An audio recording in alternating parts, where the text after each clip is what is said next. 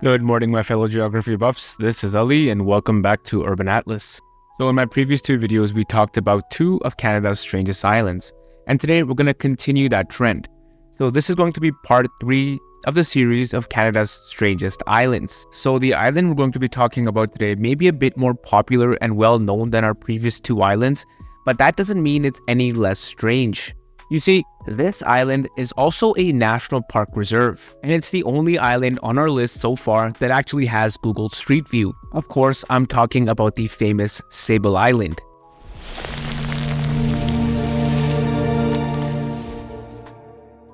You see, Sable Island is a relatively small island situated approximately 300 kilometers southeast of the city of Halifax. And it's approximately about 175 kilometers southeast to the closest point on mainland Nova Scotia. And like I previously mentioned, this island is actually a national park reserve, and thus it's staffed year-round by 3 Parks Canada staff. This number increases during the summer months when research projects and tourism increases, and therefore the park is protected and managed by Parks Canada, which must grant permission prior to any visit. Interestingly, despite being 300 kilometers from Halifax, Sable Island is actually part of the Halifax Regional Municipality. Specifically, Sable Island is considered part of District 7 of the Halifax Regional Council. Now, Sable Island covers an area of approximately 31 square kilometers. Its highest elevation only rises to 30 meters. Sable Island's population ranges between 3 to 25 people, and these are primarily workers from either Parks Canada or the Meteorological Service of Canada. There is no public community on the island. Now, Sable Island is a strange shape. It's shaped like a narrow crescent, being approximately 43.15 kilometers long. However, it's only 1.21 kilometers at its widest point. Now, the island is known for its frequent and sudden fog and strong storms. Now, these climatic conditions and the low relief of the island have led to over 350 recorded shipwrecks on Sable Island, and thus it's also sometimes known as the graveyard of the Atlantic. Now, in my opinion, what I think makes Sable Island extremely strange is the fauna on the island. You see, Sable Island is actually home to 500 wild horses. And after surviving centuries of harsh winters, the exact origins of the Sable Island horse population is still relatively unknown. Many believe that the horses that currently live on Sable Island are just ancestors of horses that survived previous shipwrecks onto the islands. There are other theories, however, that state that it was either Norsemen, Portuguese explorers, or even Acadians that left them on the island. However, the generally accepted idea is that Boston minister Andrew Le Mercier first introduced the horses onto the island in 1737. Le Mercier believed that a settlement on Sable Island would benefit anybody who shipwrecked there. Later on, in 1755, Boston shipowner Thomas Hancock also shipped horses to Sable Island. Now, these horses actually belonged to deported Nova Scotian Acadians that he transported to New England colonies during the period known as the Great Upheaval. Now, the current crop of horses that are found on Sable Island are actually a unique and distinct species. They have a thick, woolly, shaggy coat and are often brown and have stocky bodies.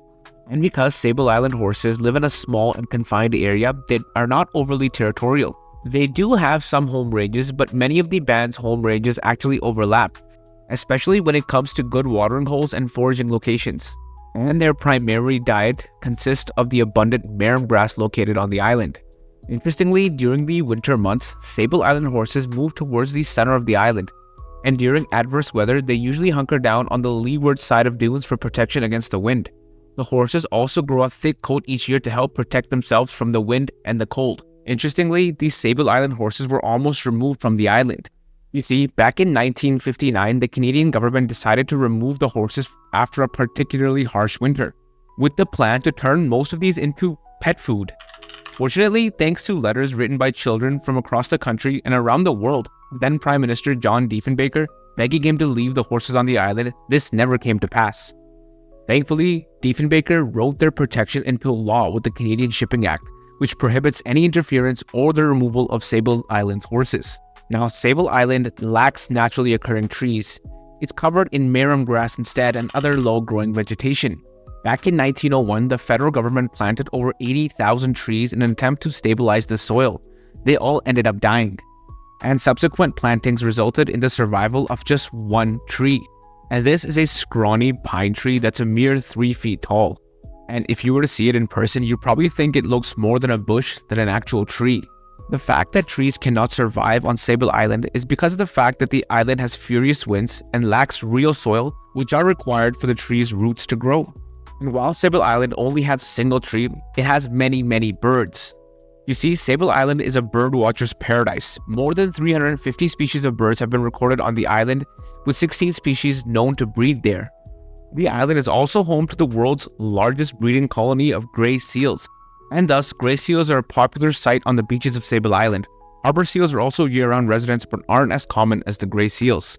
Rabbits, cattle, and goats have also been released onto the island with little success. In addition, at one point there was also a walrus population on the island until hunters drove that into extinction.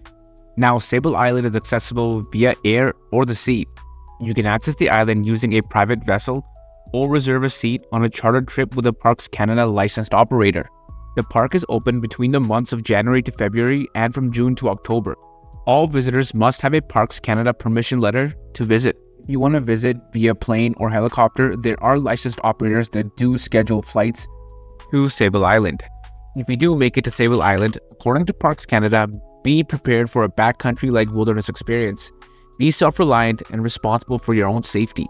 There are fees to access the island. The daily fee per person is $33. Guided tours and film and photography licenses are of course extra, and they can get quite expensive. But once you make it onto the island, you're in a unique ecosystem. You can hike the windswept dunes and walk along the many beaches of Sable Island. In addition to seeing all the wild horses, you can see the seals, birds, and remnants of the island's history. But above all, you can experience the isolated nature of Sable Island. And there you go, that's Sable Island in a nutshell. This unique island in the North Atlantic really provides an experience that you can find nowhere else in Canada. And that's why I have it included on the list of Canada's strangest islands.